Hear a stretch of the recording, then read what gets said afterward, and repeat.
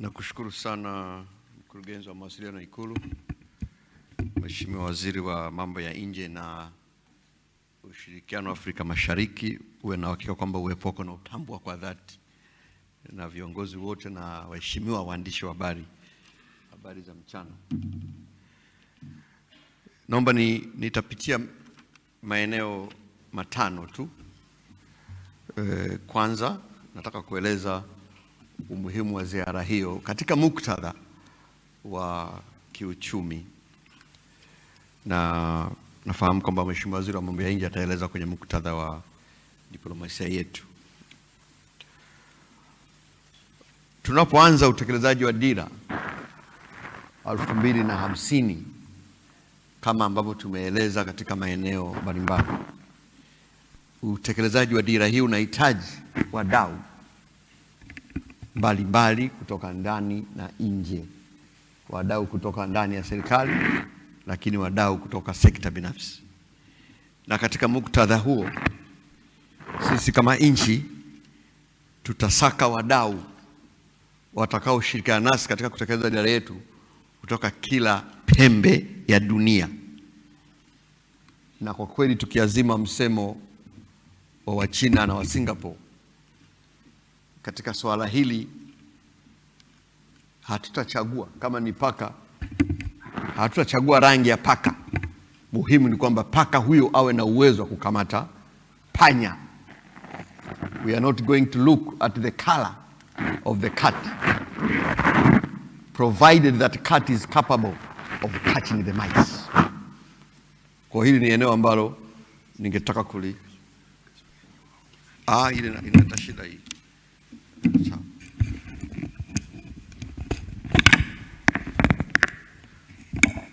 Kwa niko naelezea muktadha wa ziara katika muktadha wetu wa kiuchumi, kwamba utekelezaji wa dira 2050 inahitaji kumobilize wadau kutoka ndani na nje. Na katika kumobilize wadau kutoka nje ya nchi, sisi kama nchi tutaenda kusaka wadau popote walipo katika dunia hii. Na katika hilo, kama nilivyosema, tunatumia sana msemo wa wenzetu wa China na wa Singapore. Kesho anakuja Mheshimiwa Rais wa Singapore hapa.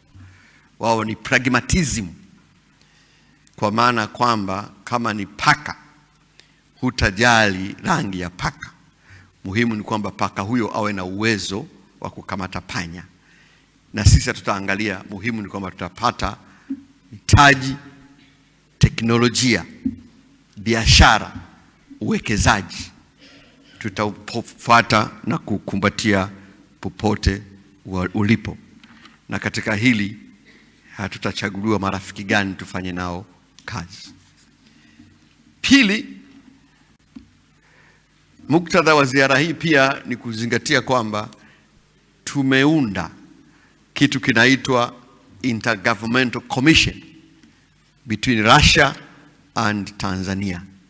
Na tumekuwa na vikao tangu mwaka 2024, kikao cha kwanza kikiwa kimefanyika hapa Dar es Salaam, kikao cha pili tukakifanyia Moscow mwaka 2025 Mei mwaka jana hiyo, na kikao cha tatu wengi mlishuhudia tulikifanya juzi Mei Arusha, ambacho kimefuatiwa na ziara ya Mheshimiwa Rais. Katika vikao hivyo vya ushirikiano tumekubaliana kushirikiana katika maeneo takriban 9 yafuatayo, na baadhi ameshayataja Balozi Ulanga. Kwanza, kilimo, elimu na mafunzo, nishati, madini, viwanda, usafiri na usafirishaji, utalii, uchumi wa kidijitali na biashara na uwekezaji. Kwa ndio maeneo ambayo tunayo, na ushirikiano huo mpaka sasa umeshazaa makubaliano au agreement ama MOU utakavyoita 8 zifuatazo. Hizi tayari tumeshazisaini. Kwanza, serikali ya Tanzania na serikali ya shirikisho la Urusi tumesainiana hati ya makubaliano kati ya Chuo Kikuu cha Mgimo na Baraza la Kiswahili Tanzania BAKITA katika kuendeleza lugha za Kiswahili na lugha ya Kirusi. Na Mheshimiwa Rais juzi ameeleza jinsi ambavyo Kiswahili kinafundishwa Urusi na sasa tunataka Kirusi kifundishwe hapa Tanzania kupitia chuo kikuu cha UDOM. Hiyo ni matokeo ya kusainiwa kwa makubaliano haya ambayo nimeyataja kati ya chuo kikuu cha Mgimo na Baraza la Kiswahili la Taifa BAKITA. Hati ya pili ni hati ya makubaliano kati ya Rabbit Bio yani LLC, Life DX Africa, mambo mazito haya, na chuo kikuu cha Afya na Sayansi Shirikishi cha Muhimbili. Haya makubaliano mawili MOU zilisainiwa kwenye mkutano wetu wa Arusha, wakiwemo waziri wa uchumi wa kwao na mimi kwa niaba ya serikali ya Jamhuri ya Muungano wa Tanzania. Katika ziara ya juzi kule Urusi, makubaliano yafuatayo yamesainiwa. Ya kwanza kwa maana ya tatu sasa. Zile ni mbili zimesainiwa hapa, hizi ambazo nazitaja zimesainiwa kule tulipokuwa juzi. Ya kwanza ni hati ya makubaliano kati ya Wizara ya Elimu, Sayansi na Teknolojia ya Jamhuri ya Muungano wa Tanzania na Wizara ya Elimu ya Juu ya Shirikisho la Urusi kuhusu ushirikiano katika masuala ya elimu ya juu, sayansi, teknolojia na ubunifu, na sisi tuliwakilishwa na Mheshimiwa Waziri wa Elimu Mheshimiwa Profesa Adolf Mkenda. Na hapa ni muhimu sana kwa sababu moja ya makubaliano kwenye hili ni kutambuliwa kwa tuzo zinazotolewa na elimu yetu hapa Tanzania na elimu ya Shirikisho la Urusi. Zamani ilikuwa ni kwamba ukisoma Urusi ukija hapa Tanzania ni mbinde, inabidi upitie mlolongo mrefu sana wa kuweza kutambuliwa tuzo yako. Lakini sote tunafahamu ubora na uthabiti wa elimu ya Urusi na watu wetu wengi wamesoma huko. Kwa ilikuwa ni urasmi ambao kimsingi ulikuwa hauna msingi. Kwa ziara hii imetatua jambo hilo kupitia waziri wetu wa elimu, wameshakubaliana sasa. Kwa hivyo ukisoma kule sasa ukija hapa vyeti vyako vinatambuliwa na Jamhuri ya Muungano wa Tanzania kwa mujibu wa sheria zetu. Hilo ni tokeo kubwa sana ambao tunaliona kutoka kwenye ziara hiyo. Ya pili ni mkataba kati ya taasisi yetu ya teknolojia Dar es Salaam, yani Dar es Salaam Institute of Technology, na chuo cha urafiki wa watu wa Urusi katika utekelezaji wa mpango pamoja wa elimu ya shahada ya kwanza kati ya fani ya sayansi ya takwimu na mfumo wa anga. Yani tunaita double qualification. Utasoma miaka miwili hapa, utasoma miaka miwili Urusi, unapata shahada ya DIT, unapata na shahada ya chuo kule Urusi. Kwa ukirudi hapa una degree mbili kwa mpigo, unakuwa umeongeza job marketability yako. Hilo ni tokeo muhimu sana ambalo tunaliona hususan kwa vijana wetu ambao wanasaka elimu mbalimbali. Mkataba huu ulisainiwa kwa niaba yetu na Profesa Preskedis Marikondomba wa chuo chetu cha DIT hapa, ambao ni principal, na kule kwa Urusi alikuwa mkuu wa taasisi ya urafiki wa watu wa Urusi aitwaye Oleg Yastrobov. Na majina yao ni mazito, inabidi ushike mtu kuyatamka, lakini ndio hivyo sasa. Lakini muhimu ni kwamba matokeo ni hayo. Anasoma hapa, anasoma na kule. Qualification ngapi? 2. Jambo hili ni kubwa. 3 ambao ni mkataba wa 5. 3 kwa maana ndio sainiwa kule, 5 kwa maana mikataba yote kuanzia Arusha na kule Urusi. Ni mkataba kati ya taasisi ya teknolojia yani Dar es Salaam Institute of Technology na watu wa Urusi katika utekelezaji wa mpango pamoja wa elimu ya shahada ya uzamili katika akili bandia. Hivi inaitwa akili bandia au mnemba? Mambo yanabadilika. Akili unde. Mambo yanabadilika, Kiswahili chenyewe kina mambo. Kwa akili unde na ujifunzaji wa mashine na sayansi ya anga. Kwa hiyo chuo chetu sasa kwa kushikana na chuo hiki cha wenzetu wa Urusi wataweza kuanza kufundisha hapa artificial intelligence na machine learning, ambao sasa hivi ndio mambo yenyewe yaliyopo duniani huko. Kwa hiyo hili lenyewe ni jambo kubwa. Hivi vyo viwili hivi, hiki chuo cha DIT na hiki chuo cha urafiki cha Urusi, watu wa Urusi wamesaini mikataba hiyo miwili. So we shall be teaching artificial intelligence at our DIT hapa, na lenyewe ni jambo jema, ni kubwa, ni la maana. Mkataba wa 6 ni hati ya makubaliano ya ushirikiano katika kuhamasisha uwekezaji na kuwezesha uwekezaji nchini Tanzania kati ya mamlaka ya uwekezaji na kanda maalum za kiuchumi Tanzania na Rose Congress Foundation. Hili nilieleza vizuri. Hii ni TISEZA na Rose Congress. Rose Congress ni taasisi kubwa nchini Urusi ambayo ipo St. Petersburg, ambayo inahusika na kuandaa matukio mbalimbali ya kibiashara na uwekezaji, na ndio inayoandaa hii alieleza Balozi Uranga ile St. Peters International Economic Forum, ndo SPIF ndo wanaandaa wale. Sasa hii ni taasisi kubwa sana duniani, wameingia makubaliano na wenzetu wa TISEZA, watakuwa wanashirikiana katika kuwawezesha TISEZA na wenyewe kubobea katika masuala haya. Na makubaliano makubwa ni kwamba, moja, watasaidiana katika kuvutia uwekezaji kutoka Urusi na nchi zingine za magharibi, hususan Europe. Kumbuka hili ni taasisi kubwa sana, kwa watawasaidia kwenye kuwajengea uwezo wa namna ya kuvutia uwekezaji na kutunza, kwa sababu kuna jambo moja ku attract, kuna jambo lingine ku retain. So these guys will be facilitating attraction and retention of investors from around the world, including Russian Federation. So this is big. Namba 2, kuandaa miradi ya ubia kati ya wawekezaji wa Tanzania na wawekezaji wa Urusi na nchi zingine, JV. Hili ni jambo kubwa, tumehamasisha siku zote kwamba namna gani ya kuandaa miradi ya JV, lakini watu wetu ni eneo hilo ni geni kidogo. Sasa anakuja makampuni hapa makubwa yaliyobobea miaka 50 katika uwekezaji, unakutana na kampuni ya Kitanzania imeanzishwa juzi pale Brela, wanalaliwa kirahisi sana. Sasa hawa jamaa watatusaidia kuwajengea watu wetu uwezo, ili wakiingia JV, aingie JV katika makubaliano ambayo yanaeleweka, waweze kukaa pamoja. Eneo la 3, kuandaa ziara za kuvutia uwekezaji kama nilivyoeleza mwanzoni, na 4, kuandaa makongamano ya biashara na uwekezaji yenye hadhi ya kimataifa. Kama ulivyoona ile SPIF ni dudu kubwa, nitaeleza baadaye kama ilivyoeleza. Sasa pia tunataka TISEZA wabobee katika uandaji wa makongamano. TISEZA wanaandaa kila siku. Hii ni moja ya shughuli yao kubwa sana. Sasa hawa watawajengea uwezo katika eneo hili. Kwa hiyo na lenyewe hili ni tokeo kubwa ambalo tunaliona kwenye ziara hii na mkataba ambao tumesaini. Mkataba wa mwisho utakuwa wa 7 huu nadhani. Ni mkataba wa kutunza siri za taarifa kati ya TANESCO na kampuni ya Rosatom ya nchini Urusi, yani non-disclosure agreement. Sasa hii unajua hiki Kiswahili chake mkataba wa kutunza siri, lakini actually lugha yake nzuri ni non-disclosure NDI, kati ya shirika letu la umeme la TANESCO na kampuni ya Rosatom ya nchini Urusi. Na mkataba huu ulisainiwa kati ya mkurugenzi wetu mkuu wa TANESCO Bwana Lazaro Twange pamoja na mwenzake wa Urusi aitwaye Savikin, ambaye naibu mkuu mtendaji mkuu wa kampuni ya Energy Fleet Overseas, na yenyewe itakuwa ni eneo ambalo tunakwenda kushirikiana nalo. Kwa hiyo tokeo moja kubwa kwa upande huo ni hiyo mikataba ambayo tumeisign na matokeo ambayo nimeyaeleza. Jambo la 4 ambalo nataka nilieleze hapa, nini maana ya yote haya in terms of our economy.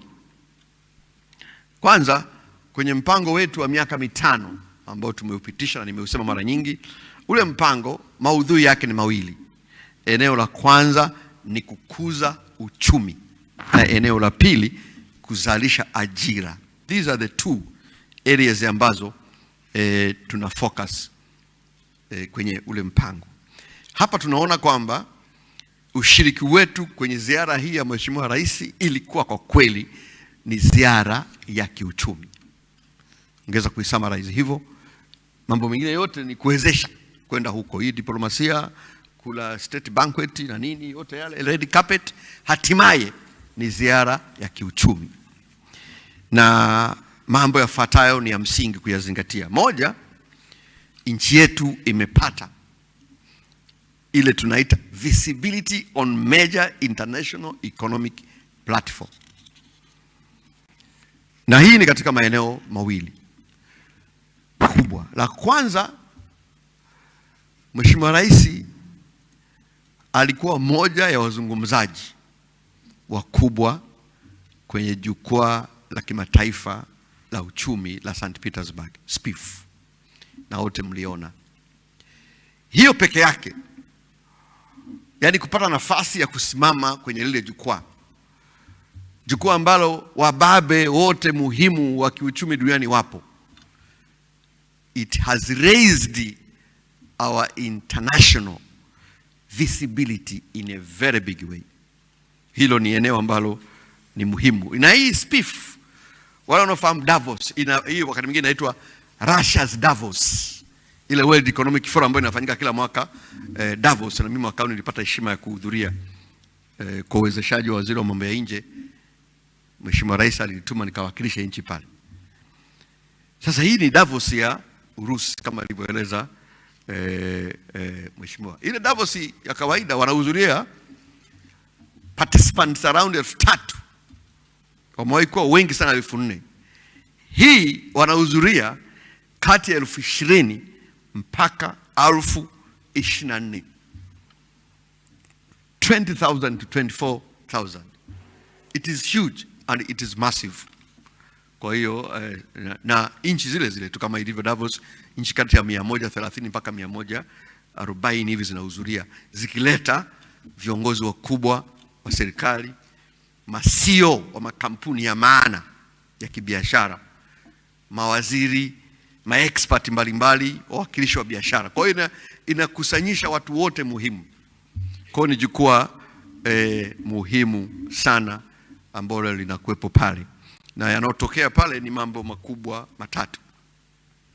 Kwanza ni hiyo plenary session ambayo viongozi wakubwa wanapata nafasi ya kuhutubia, na jukwaa hili mwenyeji siku zote amekuwa Rais Vladimir Putin mwenyewe anakuwa pale kama ambavyo mlimuona. La pili, kunakuwa na panel discussions.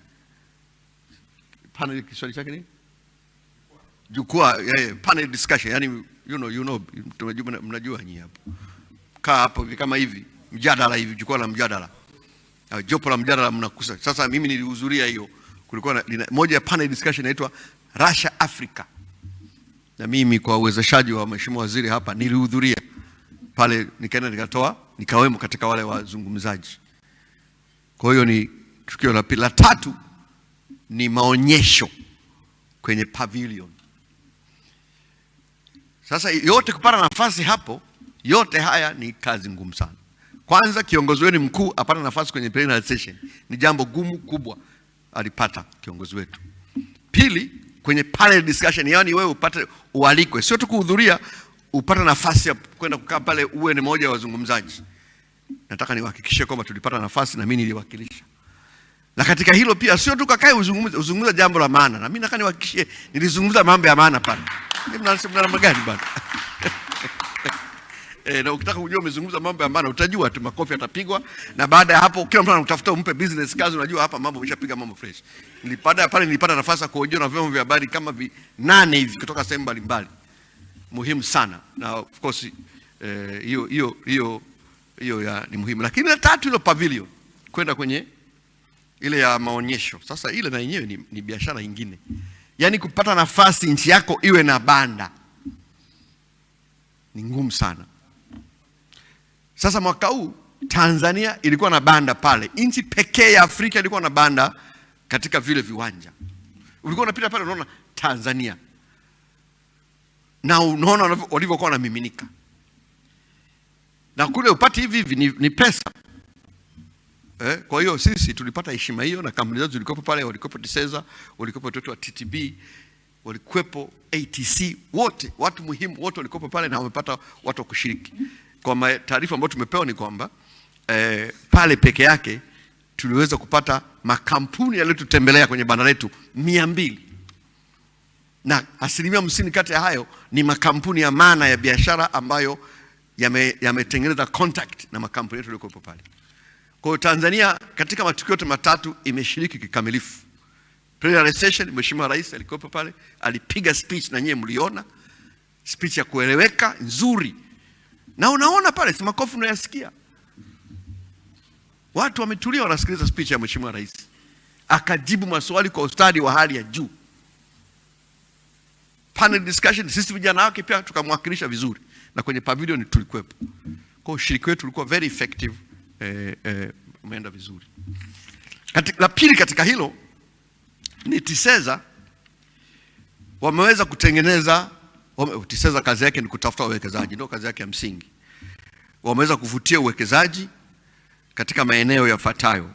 Kuna mining kwa maana ya madini, oil and gas, utalii, kilimo madawa, uzalishaji, miundombinu, mbolea na fedha. Na wameanzisha mazungumzo na makubaliano yanaelekea kuhamishwa katika maeneo 6 yafuatayo. Kwanza, zipo kampuni ambayo ina interest na madini ya dhahabu na makaa ya mawe. Pili, wamekubaliana kuanzisha kiwanda cha kuzalisha mbolea kama alivyosema Balozi Ulanga. Tatu, ipo kampuni ambayo ina interest ya kuanzisha kilimo cha ngano huku kaskazini. Unajua hapa tuna shida ya ngano hapa. Asilimia karibu 90 tunaagiza kutoka nje. Kwa hiyo ipo kampuni imeshafanya utafiti na ipo tayari kuja kuwekeza shamba kubwa kilimo cha ngano. Lakini pia kilimo kikubwa cha poultry, ufugaji wa kuku.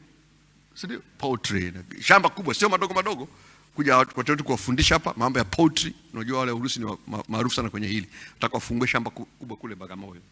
4, kuchakata kahawa na kusafirisha kutoka Mbinga. Wameshafanya utafiti tayari, wameshachagua na eneo. Wamechagua kahawa ya Mbinga, wanasema ni kahawa nzuri sana. Kwa hiyo watakuja pale waweke kiwanda kwa kuchakata kahawa ili wasafirisha kauze wapi? Urusi. 5, miundombinu. Wanataka, kwa sababu tumeanzisha reli na wamesikia mpango wetu kuanzisha kutengeneza reli kila kona hapa. Wametaka kuja kutengeneza assembly ya mabehewa yale. Waje hapa watengenezee hapa, yani mabehewa na vifaa vyake vya reli wao wanakutengenezea hapa ile assembly hapa Tanzania. 6, ni swala la utalii. Utalii ile la ndege limeshaelezwa, lakini nataka niwaambie pia tumepata kampuni ambayo inataka kuanzisha hoteli ya kitalii Ngorongoro.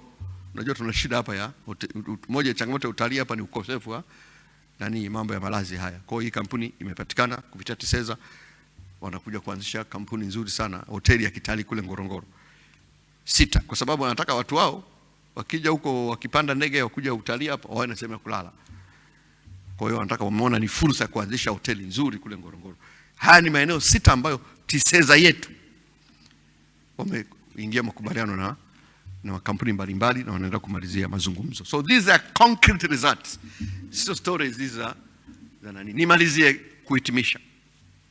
Kama nilivyoanza kusema, kwanza niseme sio kwamba ni mara ya kwanza Urusi kuwekeza hapa. Tayari tunapozungumza tunayo miradi 13 ya uwekezaji kutoka makampuni ya Urusi yenye thamani ya mtaji dola za Kimarekani milioni 401. Tayari tunayo hapa Tanzania. Kwa hiyo tunatarajia ziara hii na hayo tulioeleza yataongeza sana uwekezaji.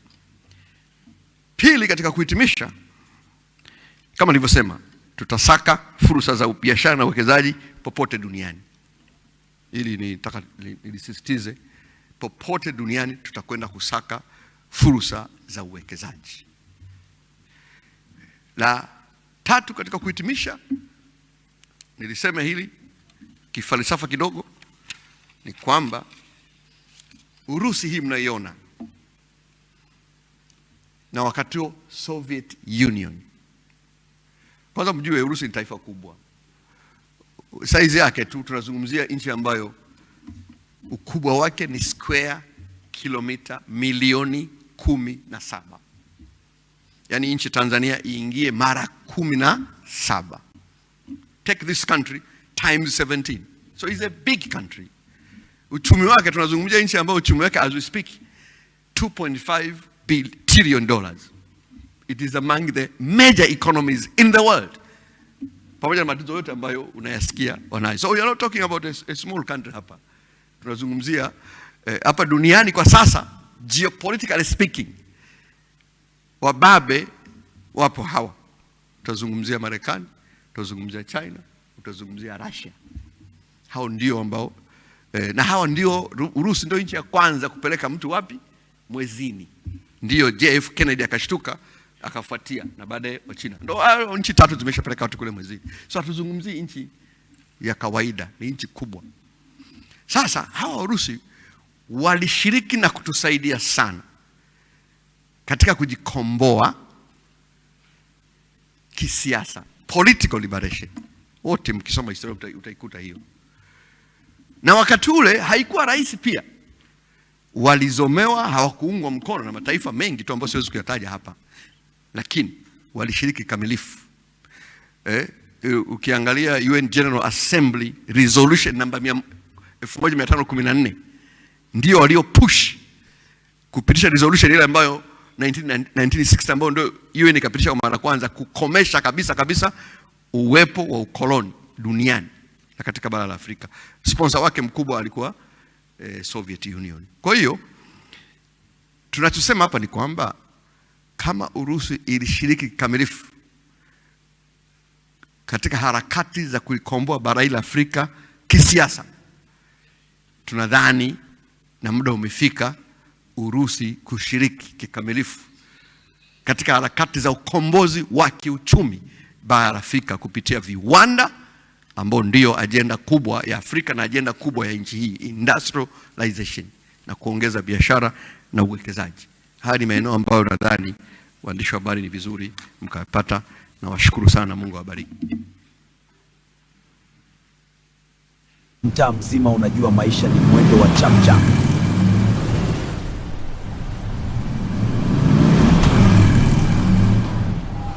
Mtaa mzima unajua maisha ni mwendo wa chapchap.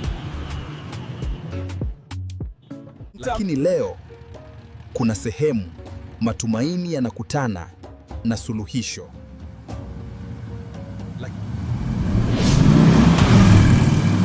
Kwa nini unahangaika? Njoo wezesha Mzawa Microfinance. Punguza stress, ongeza maendeleo.